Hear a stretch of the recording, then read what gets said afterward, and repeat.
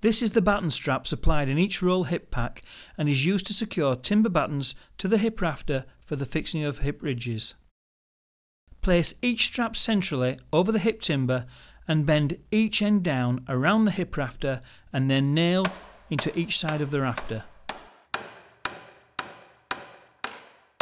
It is easy to just nail our extra hip batten over the previous battens already held in place by the hip batten straps.